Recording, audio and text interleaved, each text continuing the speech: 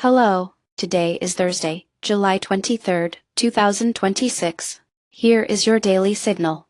According to the Associated Press, tensions in the Strait of Hormuz have escalated dramatically as Iran targeted a tanker while the United States continued its nightly strikes, amplifying concerns over the stability of this critical waterway. The Strait of Hormuz, located between Iran and Oman, is a vital maritime chokepoint that sees roughly 20% of global oil shipments. Since the Iran war began in 2023, ongoing hostilities have disrupted oil traffic, repeatedly driving up worldwide prices. On July 22, Reuters reported a 3% surge in oil prices due to Iranian naval maneuvers that temporarily halted 3 LNG tankers, confirming the region's fragility. In addition, Bloomberg highlighted that global maritime insurance premiums jumped by 18% overnight after attacks on vessels linked to UK and Singapore interests, while the Financial Times revealed that the International Energy Agency has activated emergency protocols for strategic petroleum reserves amid growing disruptions. If these disturbances persist, analysts warn that oil prices could surpass $120 per barrel, triggering higher transportation costs, delayed shipments, and supply chain disruptions especially in Asia and Europe, while also fueling inflation and slowing economic growth in petroleum-dependent economies. Geopolitically, the risk of military escalation involving the U.S., Iran, and Gulf states remains elevated, with a strengthened naval presence and further instability likely in the coming months. Next, we examine how cash flow restrictions are affecting banking and daily life in the West Bank. The Associated Press reports that banks in the Israeli-occupied West Bank are grappling with a severe cash glut due to Israel's tight controls on revenue transfers. Since 2007, Israel has maintained restrictions on the flow of cash and tax revenues to the Palestinian Authority, a form of political leverage that has become even more pronounced after October 7, 2023, as border and banking restrictions intensified.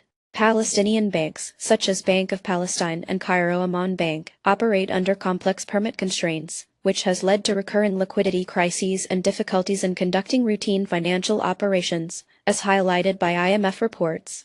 On July 22, Reuters revealed delays in Israeli tax transfers are exacerbating liquidity shortfalls and raising default risks for Palestinian banks, while Al Jazeera noted that partial clearance of West Bank tax revenues is straining public sector payrolls. As a result, many government salaries in the West Bank may be delayed or reduced, fostering growing social unrest and forcing local businesses to turn to informal cash markets, undermining regulatory oversight. In the medium term, ongoing restrictions could deepen financial exclusion, threaten the stability of the Palestinian Authority, and erode international donor support if the crisis continues. Turning to the film industry, we spotlight a major move by Netflix.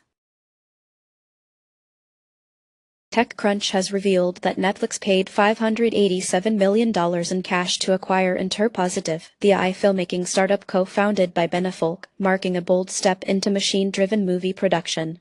Netflix's purchase of Interpositive is designed to accelerate the company's transition toward automated content creation. Interpositive's generative AI tools automate script writing, storyboarding, and even scene rendering, positioning Netflix to cut costs and increase production efficiency at scale. Ben Affleck, who launched Interpositive in 2024 as a challenger in AI media tech, will remain an advisor as the startup is integrated into Netflix's operations. According to Variety and Deadline, the acquisition was finalized on July 22 and Netflix aims to begin embedding Interpositive's technology into its original releases by the fourth quarter of 2026.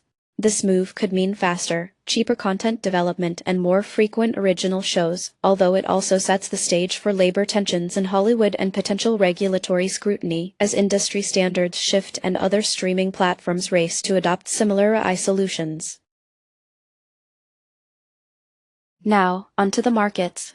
In international markets, France led the gains with EWQ rising about 0.7% day over day, while the United Kingdom showed the strongest momentum for the month, up over 3%.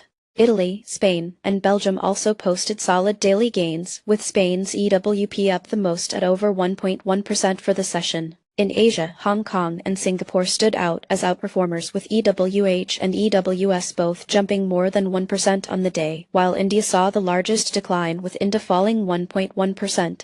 Turning to commodities, U.S. oil sharply outperformed, jumping nearly 2.2% for its largest daily move, while corn posted a strong advance of almost 1.5%. Gold and silver also climbed, with GLD up 1.1% and SLV gaining 1.6%.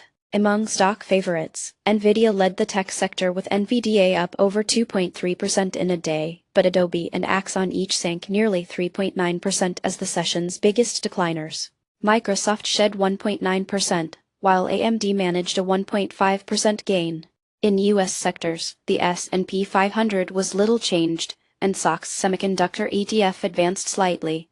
Healthcare and finance ticked down fractionally, and transportation dropped nearly 1%. That's it for today. You can find more news and details on our website. Goodbye.